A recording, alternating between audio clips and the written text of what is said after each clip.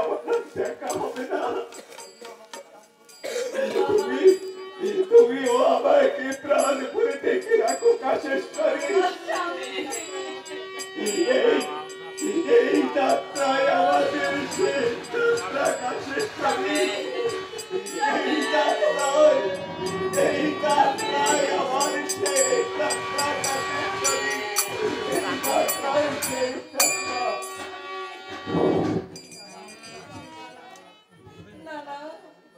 পিছু ডেকে আমি তোমার প্রতি বাধা হয়ে দাঁড়াবো না। ভক্তিতে নিজেকে ঠাকুরের পায়ে নিজেকে সঁপে দিতে যাচ্ছে।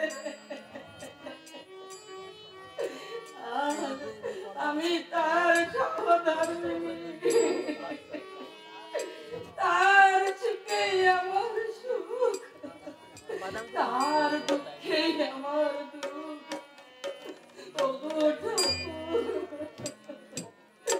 আমার ব্যথা তো স্বামীর রোগ, তুমি মুক্ত করে দাও, তুমি মুক্ত করে দাও। আর আমি যেন আমার স্বামীর পায়ে মাথা রেখে মরতে পারি।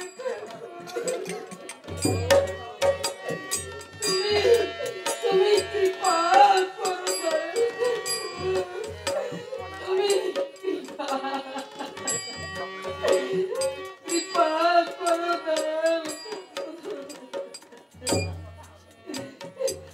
আর কত কাল রাখবি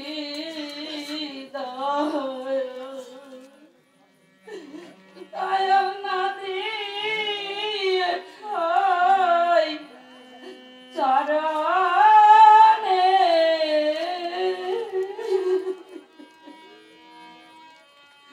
ও কত দুঃখী তাপি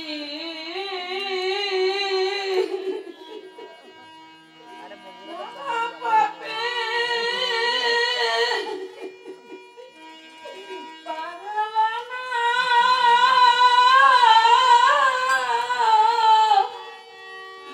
হইলাম শ্রবণে।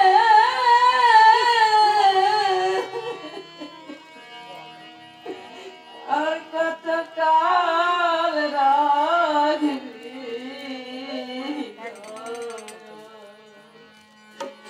করুণা দিয়ে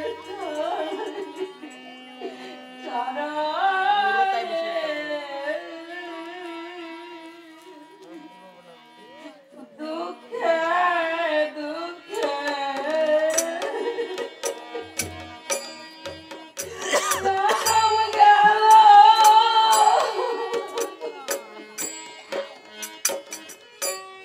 কোনা দিন না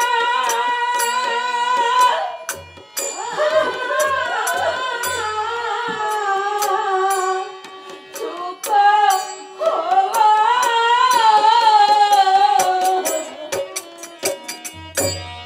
ঠাকুর তুমি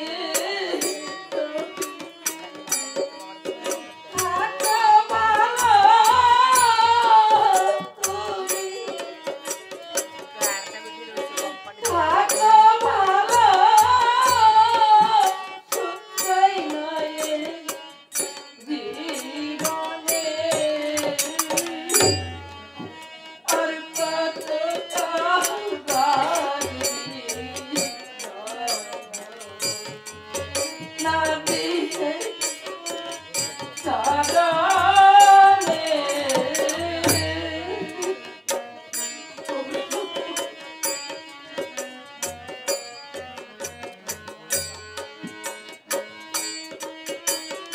জয়হরবল আমাদের এই কাশেশ্বরী এবং মৃত্যুঞ্জয়ের ভূমিকায় সন্তুষ্ট হয়ে ঝর্ণা বিশ্বাস 57 নম্বর ফ্যামিলি 100 টাকা মৃত্যুঞ্জয় গোসাইকে উপহার দিয়েছেন। মৃত্যুঞ্জয় গোসাই আপনি আসুন, গ্রহণ করুন। ভবেন ব্যানার্জি উপস্থিত আমার ঠাকুরের ভক্তবৃন্দ এবং আমার মা বোনেরা এবং বয়োজ্যেষ্ঠ যারা আছে সবাইকে আমি ঠাকুরের তরফ থেকে ধন্যবাদ জানাচ্ছি। আজ এসেছি আমাদের ভাইদের মধ্যে, কারণ ভুল ত্রুটি আমাদের হবে, কারণ যারা আমাদের সৃষ্টি করেছে ব্রহ্মা বিষ্ণু মহেশ্বর তারাও ভুল করেছে। হয়তো আমরা বুঝতে পারছি তারা ভুল করেছে, কিন্তু তারা হয়তো ভুল করেন। তাই আমাদেরও ভুল ত্রুটি হবে, নিজ সন্তান মনে করে, নিজ ভাই মনে করে আমাদেরকে ক্ষমা করবে। এবং যিনি আমাকে এই চলিত মুদ্রা দিয়েছে ওনাকে অশেষ অশেষ ধন্যবাদ। জয় জয় ঠাকুর হরিচাঁদ, শান্তি মাতা জয়। তদুপরান্ত কাশেশ্বরীর ভূমিকায় সুধা কীর্তনিয়া আমি অনুরোধ জানাবো তিনি এসে পারিতোষিক 100 টাকা ভারতীয় চলিত মুদ্রা গ্রহণ করুন।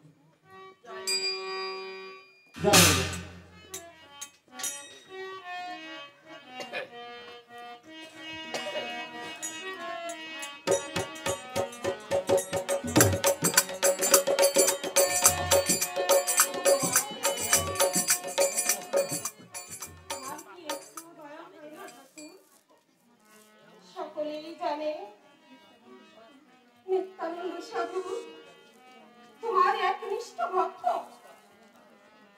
আর আর সেই সাধুর সন্তান হয়ে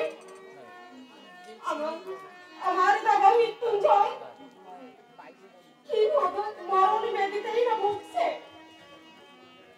কত ভদ্র কবিরাজ এলো, সবাই নিরাশ হয়ে ফিরে গেল। সবার মুখে ওই একই কথা, এ হলো দুরারোগ্য ব্যাধি রসপিত্ত। দাদার অবস্থা দিন দিন খারাপের দিকে যাচ্ছে। মা সংবাদ পাঠিয়েছে দাদাকে দেখবার জন্য, কিন্তু আমি কি করতে পারি? কারো মুখের দিকে তাকাতে পারি না। তবু আমাকে যেতে হবে। মায়ার কাজ। আমি তোমার সাধন ভজন জানি না, তুমি দয়া করে আমার দাদাকে ভালো করে যাও। আমার দাদাকে ভালো করে যাও, রস কিছু বেঁধে থেকে মুক্তি দাও। আমার দাদাকে মুক্তি দাও, আমার দাদাকে মুক্তি দাও।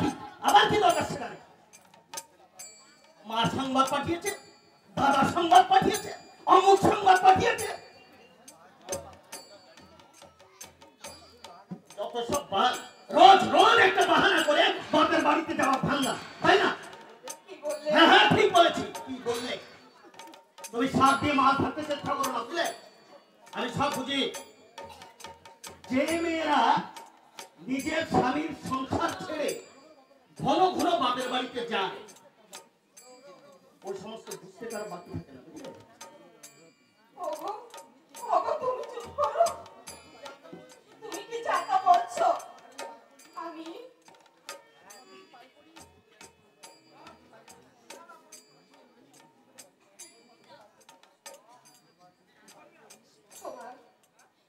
দুটি পায়ে পড়ি, আহ!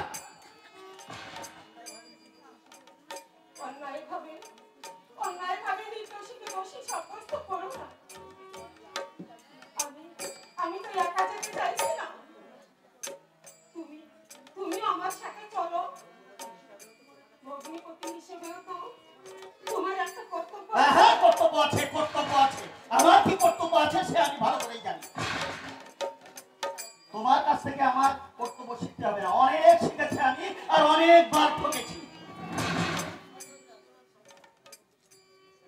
নিত্যানন্দ সাধুর মেয়ের কাছে আমাকে নতুন করে কোনো কর্তব্য শিখতে হবে না, বুঝলে?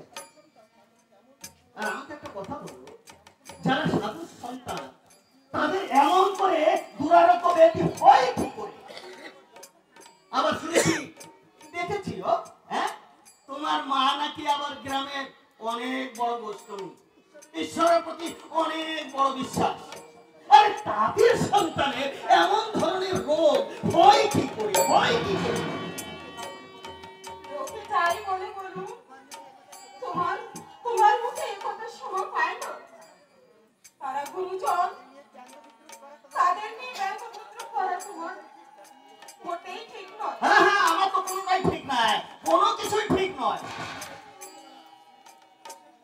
শ্বশুর শাশুড়িকে বলবো না, বউকে বলবো না, শালাকে বলবো না, শালার বউকে বলবো না, তবে কাকে বলবো? আমি দিয়ে বলবো কি ওই পাড়ার প্রতির মাসিকে? হ্যাঁ, প্রচার মাসিকে বলবো। কেন পচার মাসিকে বলবে? সে আমাদের সংসারের কে? সে কেন আমাদের সংসারের কথা নিয়ে মাথা ঘামাবে?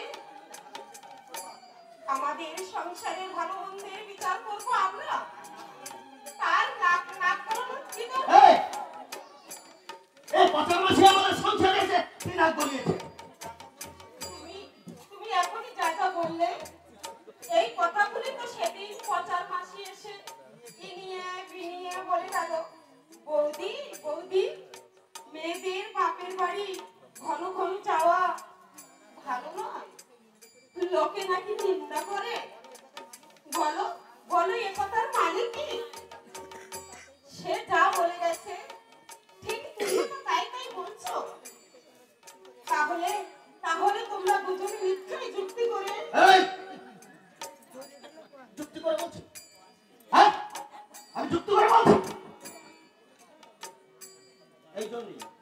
এই জন্যই লোকে কথায় বলে মেয়েদের 12 হাত কাপড়ে কাঁথা আটে না। কথাটা মিথ্যে নয়, লোকে বলেছে না, কথাটা মিথ্যে নয়। দেখো আমি কথা বললেই মেয়ে মানুষ বলে ফোটা দাও, আর ওই পচার মাসে বুঝি বেটা মানুষ, তার সাথে ঢং করলে বুঝি যায় না। ঢং করে ফেলি প্রচার মাসির সঙ্গে। ঢং করো না তো কি? অসভ্য মেয়ে ছেলে কথা ঢং করেছে। বলি অত রায় ভাগ আসে কোথা থেকে? আমি কিছু বুঝি না নাকি? তোকে আবার বলেছি, মুখ খুললে কথা বলবি কিন্তু। এই গ্রামের কোন মানুষ আজ পর্যন্ত একটা আঙুল উঁচু করে এই গৌর জাতের দিকে একটা কটু কথা বলতে পারি, আর তুই আমাকে এই সমস্ত কথা বলছিস? অসভ্য মেয়ে ছেলে কথা। যত দোষ কেবল মেয়েদের বেলায়, তাই না?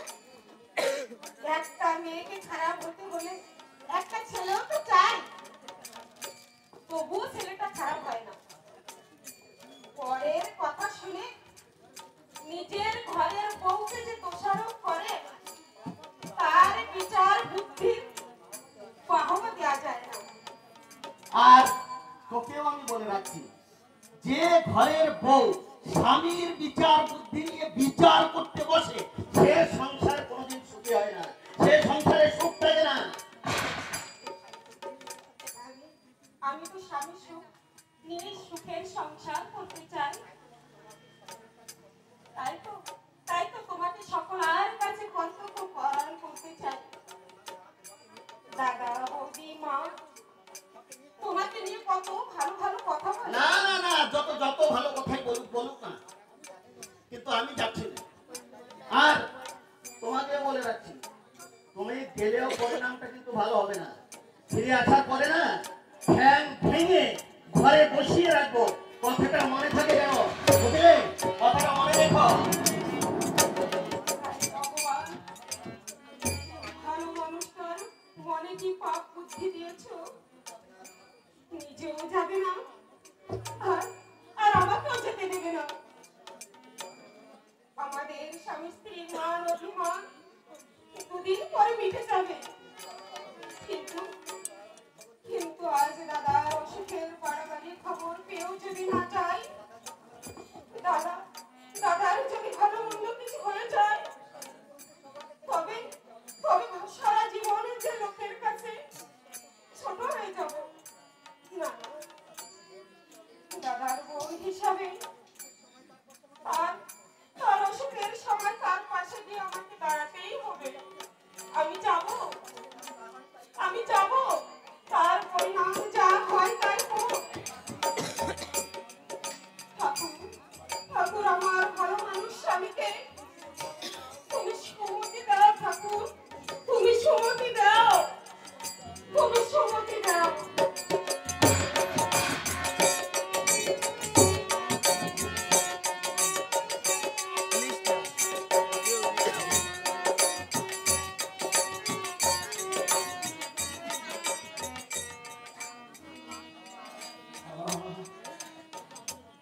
ঠাকুর, তোমার অপর করুণা, কত লোক তোমার করুণায় লোকমুক্ত হলো, আর বাদ করলাম শুধু আমি। ওই তো ওখানে ঠাকুর বাড়ি, এখানে এই শ্রীহরির সামনে আমি বিষ পান করি। এই বিষ পান করে আমার জীবন আমি বিসর্জন দেব।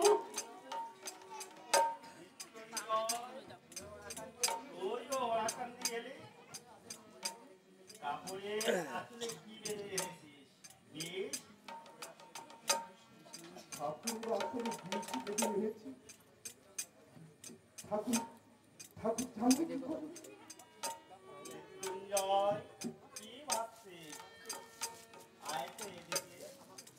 না না ঠাকুর, না, তুমি আমাকে ছুঁয়ে না ঠাকুর।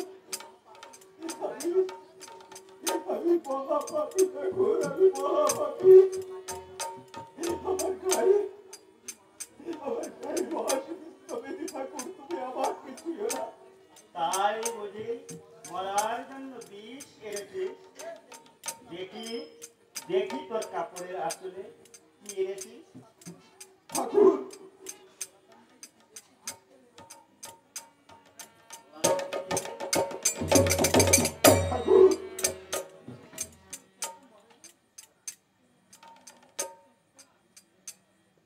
ঠাকুর, ঠাকুর, আমি বিষ পান করবো না ঠাকুর, পান করবো না, পান করবো না।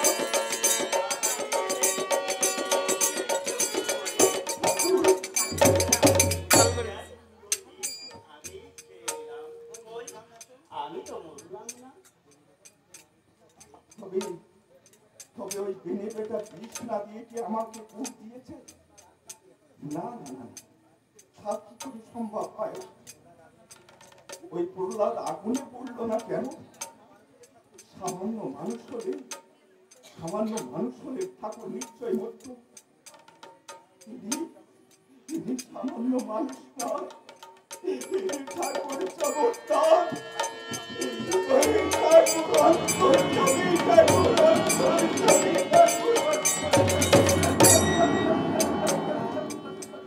মৃত্যুঞ্জয়, তুই কেমন মানুষ?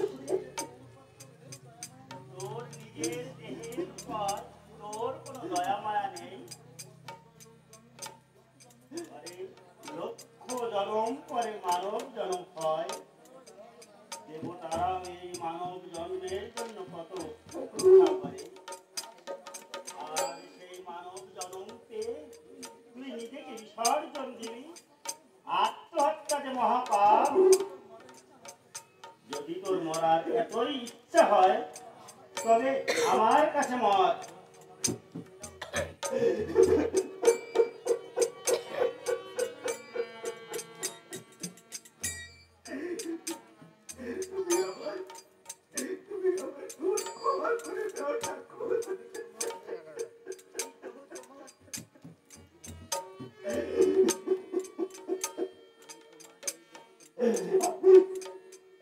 আমি তোমার ঠাকুর, এই দেহ তোমার, দয়া করে আমার কিছু বাঁচাও, এই রামপুর চরণে ঠাকুর, রামপুর চরণে।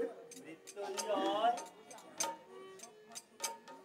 যদি আমারে তোর সব ভার ছেড়ে দিলি, তবে এখন যে তুই ব্যাধি মুক্ত হবি। ঠাকুর, ঠাকুর, দেখি আমার সারা শরীর যেন বিদ্যুতের মতো বয়ে গেল। শরীরটা আমার এত হালকা হয়ে গেল কেন? এত এত শান্তি যেন আমি জীবনে কোনোদিন পাইনি। ঠাকুরের স্পর্শে আজ আমি সমস্ত রোগ থেকে মুক্ত পেয়েছি। কি আনন্দ, কি আনন্দ আমার, কি আনন্দ আজ আমার, কি আনন্দ, কি আনন্দ, কি আনন্দ। কি বিচিত্র এই মানুষ, মানুষের মন। রোগে শোকে যে দেহ নষ্ট হয়ে যায়, রোগ মুক্ত হলে সেই দেহকে সেই নাচায়। কে নাচে, কে নাচায়, কে তার খবর রাখে? ঠাকুর, সে রাখে আপন হৃদয় মাঝারে। মৃত্যুঞ্জয়, ঠাকুর, তুই রোগ মুক্ত হয়েছিস, আমার ঠাকুর, আমি রোগমুক্ত হয়েছি। তোর ঘর সংসার আছে, তোর স্ত্রী পুত্র আছে। বল, বল, তুই আমার সঙ্গে বল, হরি বল, হরি বল, হরি বল, হরি বল, হরি হরি বল।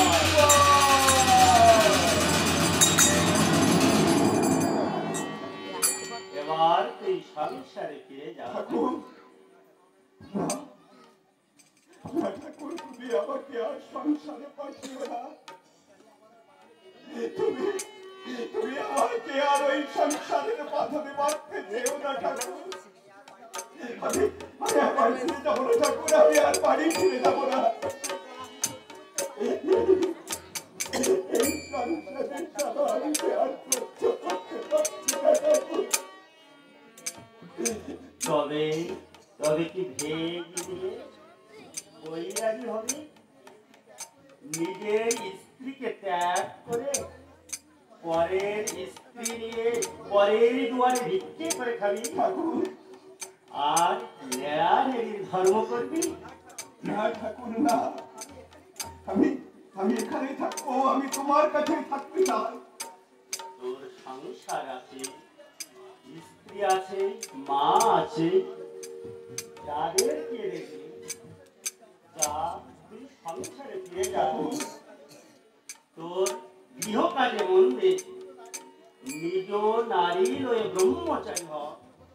অন্নগত প্রাণের জীব, গ্রাস্ত ধর্মই যে শ্রেষ্ঠ ধর্ম।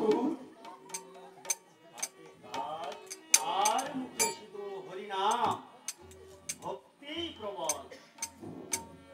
গৃহে থেকে স্ত্রী পুত্র পরিবার নিয়ে তুই ঈশ্বর সাধনা করতে হবে। ঠাকুর, প্রকৃত গারস্থ ধর্ম রক্ষা করতে তোকে ঘরে ফিরে যেতে হবে। ঠাকুর, ঠাকুর, তোমার হাতে সামান্য করার শক্তি আমার নেই। তোমার তোমার নির্দেশ মতো আমি বাড়ি ফিরে যাচ্ছি ঠাকুর। তুমি তুমি আমাকে সংসারে পাঠাচ্ছ ঠাকুর। ওই ওই সংসার তোমার ঠাকুর। আজ থেকে তুমি আমার বিচার করাবে ঠাকুর। আমি তাই করবো ঠাকুর, আমি তাই করবো। ঠিক কথা মৃত্যুঞ্জয়, কথাটা ঠিক, স্মরণ রাখিস। সংসারে তুই